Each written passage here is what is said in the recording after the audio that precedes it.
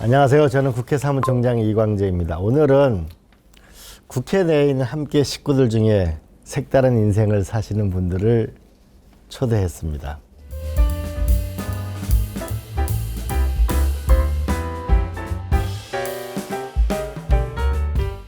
낮에는 법안 보고 밤에는 책을 쓰는 두 분이라고 하니까 어떻게 두 마리 토끼를 다 잡고 계신지, 두 분 책을 어떻게 쓰게 되셨는지 궁금합니다. 네, 저는 지금 두 아이를 키우고 있습니다. 하나는 중2고요. 또 한 명은 초등 4학년인데요. 두 아이가 이제 국회의원이 다니면서도 제가 이제 케어를 하다 보니까 자연스럽게 아이들 교육을 제가 담당하게 되었고, 그런 이야기들을 제가 이제 저희 개인 블로그에다가 써왔습니다. 블로그 쓰다 보니까 또 글이 많이 쌓였고, 출판사에서 연락이 와가지고 또 이렇게 책을 쓰게 되었습니다. 네, 저는 어렸을 때 소설가가 되는 게, 소설 쓰는 게 제 로망이나 꿈이었습니다. 근데 공부할 시간이 좀 모자라서 못하고 있다가 갑자기 이제 인생의 삶의 주인이 안 되는 나를 위해서 뭔가 좀 해야 되지 않냐 이런 생각이 좀 들어서 저쪽에 그 용산에 아이파크 몰이라고 있거든요. 거기 문화센터가 있어요. 그래서 거기 소설 창작반이 있어가지고 거기 등록을 해서 본격적으로 이제 공부를 좀 했는데, 한 2013년도에 김영 신인문학상을 이제 받게 되면서 본격적으로 이제 소설을 쓰게 됐습니다. 예. 총장님도 첫 책 쓰셨던 거 생각나세요? 그냥 책이라고 보기 어려워요. 네. 우리 김희수 작가님은 위대한 유서는 장근석 배우가 난 영화로도 나왔고요. 수준 차이가 크게 나죠. 근데 물어보고 싶은 게 있어요. 그러면 이중 생활을 하게 되면 시간 관리 이런 게 굉장히 중요하실 텐데, 그죠? 솔직히 저 같은 경우는 솔직히 일을 하면서 또 가정 또 애들 키우고 이렇게 같이 도와주면서, 근데 특히 시간 내는 게 되게 상당히 좀 어렵거든요. 그래서 제 모토가 1시간 있으면은 읽고 2시간 있으면 쓰자라는 생각인데, 여기 왜 그러냐면은 우리가 글 쓸 때 되면은 금방 안 써져요. 그래서 일단 책상에 딱 쓰려고 앉으면은 괜히 책상부터 닦아요. 그죠? 일단 모든 사람의 공통점 같아요, 그거는. 괜히 연필 깎고. 이거 책장 정리 안 하는데 정리하고 막 이러다 보면서 한 20분 까먹어요. 그러다 보니까 그러지 말고 2시간 꼭 갖고 하자 그러는데, 하루에 2시간 시간을 내기가 되게 힘들어요. 그래서 저는 규칙적으로 써야 된다는 게 목표이기 때문에 아침에 대신에 좀 일찍 일어나서 2시간 정도 확보해가지고 쓰려고 그러고, 그리고 특히 주 5일째 하고 나서 토요일하고 일요일이 좀 많이 생겼잖아요. 그때 좀 많이 합니다. 예. 네, 저는 이제 실장님은 소설 쓰시니까 좀 많은 시간 필요하실 때 저는 이제 주로 블로그 글을 쓰거든요. 블로그 글은 사실 좀 짧습니다, 상대적으로. 그래서 시간을 좀 더 저는 짧게 쓸 수 있어가지고, 보통 이제 평소에는 머릿속에 어떤 글을 쓸까 구상을 하고 생각을 해뒀다가 뭐 점심시간도 가능하고요. 뭐 저녁에 애들 다 재워놓고 이제 그 밤에도 좀 쓰기도 해서 일주일에 한 2-3편 정도 쓰니까 저는 그런 식으로 좀 더 이제 짜투리 시간을 쓸 수 있습니다. 네. 근데 이쯤에서 저는 총장님의 시간관리법 궁금해하시는 분들 정말 많을 것 같아요. 어떻게 시간 관리하세요? 저도 단순한데요. 그러니까 일찍 자고 일찍 일어난다. 제가 부암동에 살거든요. 청와대 뒤편. 거기서 걸어가지고 사직공원까지 걸어 나오고, 거기서 이제 아침 오면 제가 상당히 청소하시는 분 빼놓고는 제일 일찍 출근하는 사람이지 않을까. 모범생들은 다들 새벽에 일찍 일어나는 것 같아요. 저 총장님 다음으로 일찍 오는 것 같습니다. 그럼. 우리가 아침 밥을 먹어볼까요? 그럼 우리가? 좋잖아요. 네. 그러면 국회 생활 하시는 게 글을 쓰고 하시는데 좀 도움이 되시나요? 예, 저는 솔직히 해서 작가를 될 수 있었던 게 국회에 들어와서 가능하지 않았나 하는 생각을 많이 합니다. 그러니까 제가 소설을 배우러 갔을 때, 처음 갔을 때 하는 얘기가, 이 소설은 플롯이 중요하다, 구성이 중요하다는 얘기를 진짜 많이 하셨거든요, 선생님이. 이게 허구의 세계를 얘기를 쓰는 거잖아요. 근데 그러다 보니까 이게 개연성 있고 좀 논리적으로 써야 됩니다, 이게. 근데 저희 검토고소를 쓰나 이렇게 뭐 해답서나 이렇게 법안 법제실에 그 제안 설명 쓰는데 이게 상당히 논리적인 글입니다.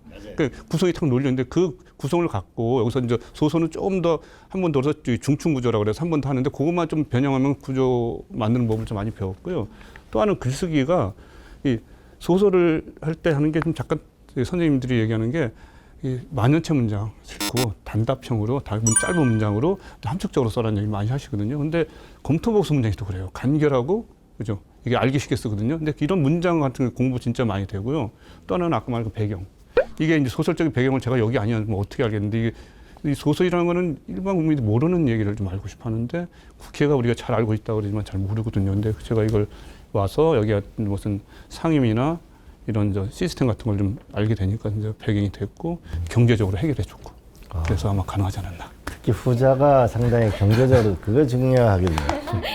저는 지금 두 가지 얘기를 할 수 있을 것 같은데요. 하나는 아까 말씀드렸지만 제가 국회 어린이집에 애를 계속 데리고 다니면서 제가 원래 좀 부성애가 없다고 생각했는데 국회 어린이집을 한 4, 5년 동안 계속 다니다 보니까 자연스럽게 이제 아이랑 친해지고 아이 공부에 관심을 갖게 되고 학부모 상담도 제가 가게 되고 이러면서 자연스럽게 이제 제가 이제 공부에 대한 관심이 커졌거든요. 교육에 대한. 그런 이야기를 썼기 때문에 아마 이제 국회를 안 다녔으면 아니면 국회 어린이집을 안 보냈으면은 아마 이런 책이 안 나왔을 것 같고요. 두 번째는 실장님 말씀하신 것처럼 저희가 많은 글을 쓰고 많은 글을 읽고 있습니다. 근데 아무래도 평소에 그러면은 어떻게 글을 써야 되는지 특히 이제 제 책도 약간 논리적으로 부모님들을 설득하는 책이거든요. 공부를 이렇게 시켜라. 그런 측면에서는 설득하는 글을 쓰는 검토 보고서 쓰는 경험이 사실 많은 도움이 되고 있습니다. 이제 국회 이야기를 많이 했는데 사실 두 분의 본업에 대해서도 궁금해하시는 분들이 있을 것 같아요. 각기 일하시는 위원회가 어떤 일 하는 곳인지 잠깐 소개해 주실 수 있으실까요? 네. 네, 저는 이제 정무위원회에서 행정실장을 하고 있는데요. 정무위원회가 이제 이게 금융위, 공정거래위, 국가보훈처, 국민권익위, 개인정보위까지 이렇게 상당히 많은 부서를 저희가 담당하고 있고요. 그리고 저희가 주로 하는 일은 저 같은 행정실장이니까 위원장님이 회의를 잘 진행할 수 있도록 이제 보좌해드리고 시나리오 같은 걸 써드리고 일하는데 제장 없도록 살림도 해주고 또 전반적으로 토탈 케어 이런 거 한다고 봅니다. 법사위는 두 가지 일을 하는데요. 하나는 이런 정무 같은 일반 상임위처럼 저희 법사위 고유법, 저희는 주로 이제 법무부 감사원에서 하는 뭐 형법, 민법, 감사원법 등을 검토하고 심사하는 역할을 하고요. 두 번째는 정무위 같은 다른 상임위에서 저희한테 보내오는 법안들이 있습니다. 그 법안들에 대해서 한 번 더 검토하고 법적인 문제가 없는지 심사하고 처리하는 역할을 하고 있습니다. 총장님도 저는 뭐 살림 사는 거니까 열심히 살고 있습니다. 국회 전체 살림을 하시는. 근데 이제 결국 국회라는 데가 이 생각의 힘으로 세상을 바꾸는 데잖아요. 그럼 이제 생각의 힘이 모여야 되는데 그래서 여태까지 국회 좀 사무처하고 도서관이 좀 떨어져 있었거든요, 사실은. 사실은 어떻게 보면은 국회 사무처하고 도서관하고가 붙어 있어야만, 그래야 지적 작업이 일어나야만 그 창조적인 법률이 생기는 거니까. 그래서 제가 남들이 왜 그런 쓸데없는 일을 하냐고 하는데 그 자꾸 신간 소개를 하고 책을 읽자고 하고 이제 급기야는 이제 우리 함께 사는 공동체 식구 중에 글을 쓰는 분들을 발견하게 된 거고, 그럼 훨씬 더 우리가 좀 지적으로 더 원숙한 길을 열 수 있지 않을까 그런 생각을 하는 거죠. 그러면 앞으로 쓰고 싶은 책이 어떤 책이신지 세 분 모두에게 여쭤보고 싶어요. 제가 국회 배경으로 책을 한 2권 썼습니다. 유령법안하고 여기 많은데 유령법안 저기 있고 그다음에 가태고민데 다 국회 배경이거든요. 근데 이제 제가 이게 배경이라고 그래봤자 사무처에서 근무하다 보니까 사무처에게만 썼어요. 장편을 쓰려면 배경이 되게 중요하거든요. 얘기가 좀 있어야 되니까요. 그래서 여기를 알고 있으니까 썼는데 솔직히 국회에서 이게 반밖에 모르는 거거든요. 나머지 회관 쪽 생활이 되게 궁금해요. 거기가 진짜 뭐 이 소설거리가 많은 것 같아요. 거기 완전히. 근데 제가 그쪽 생활을 잘 모르기 때문에 앞으로는 좀 제가 보좌관님들하고 좀 친해서 인터뷰도 좀 하고 취재 좀 하고 그리고 또 선거 때는 그 선거가 어떻게 보면 메커니즘 있잖아요. 그런 걸 좀 더 잘 알고 그래가지고 좀 거기에 관련되는 좀 그쪽에 관련되는 추리 소설 하나 더 써보고 싶은 게 지금 앞으로의 계획입니다. 제가 지금 쓴 책이 초등 국어 공부법인데요. 원래 처음 계획은 이게 잘 팔리면 초등 영어도 쓰고 초등 수학도 쓰고 중등 고등 쓰려고 했는데 책이 아직은 좀 덜 팔려가지고 아직은 좀 힘들 것 같고 앞으로 계획은 그런 좀 더 확장해가지고 다음 시리즈물로 한번 이어가고 싶은 생각은 있습니다. 저는 평생 써보고 싶은 책이 세계 흥망사의 DNA예요. 국가라는 게 다 흥망성쇠가 있잖아요. 인간에는 생로병사가 있고, 그럼 어떤 국가는 흥하고 어떤 국가는 망하는가 이런 원리를 찾아보고 싶은 게 제가 아주 최대 관심사고, 그 책을 상당 부분 썼는데 또 그러면 갑자기 총균세가 나오는 거예요. 그래서 안 되겠구나. 다시 또 도전해서 좀 써봐야지. 딱 그러면은 또 유발 하라리가 나오는 거예요. 그래서 이게 뭐 이런 경우가 다 있나. 그래서 그럼 다시 또 공부를 더 해야지. 이제 이러다가 과연 책이 써질 수 있을지는 알 수 없어요. 제 생각엔 영업 타임도 좀 필요할 것 같아요. 두 분 이쯤에서 내 책을 꼭 읽어야 할 이유 좀 어필해 주신다면.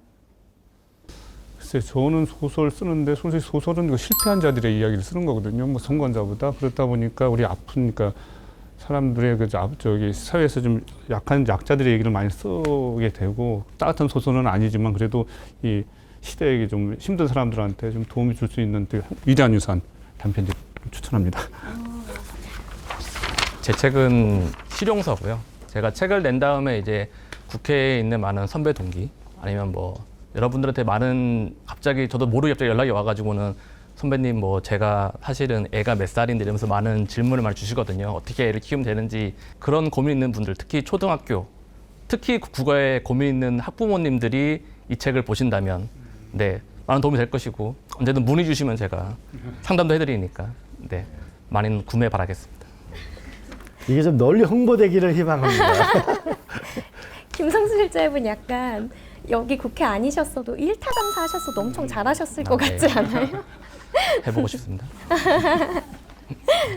그러면은 마지막으로 한마디씩 오늘 소감이나 생각나시는 말씀. 저는 이제 여기서 나온 김에 좀 제가 한마디 좀 부탁이나 구조 보신 분들 하는 게 이 소설이 잘 안 팔려요. 책이요. 진짜 힘들어요. 소설로서 글 써서 먹고 있는 구조가 좀 안 되거든요. 그런데 음악 같은 경우는 음원에서 다운을 받아서 들으면은 저자한테 일정분의 수익료가 가거든요. 그래서 선생님 책을 안 사시고 다 도서관에서 빌려 보시니까 보시면은 좀 저자한테 어느 정도 조금 일적이라도 수익 구조가 될 수 있는 그런 구조를 좀 만들어 주시면은 그 전업 작가 하시는 분들이 좀 많이 젊은 분들이 좀 많이 나타났고 결국 K 문화 강국 하는데 도움이 되지 않을까 해서 그런 구조를 좀 한번 좀 검토해 보셨으면 감사하겠습니다. 예.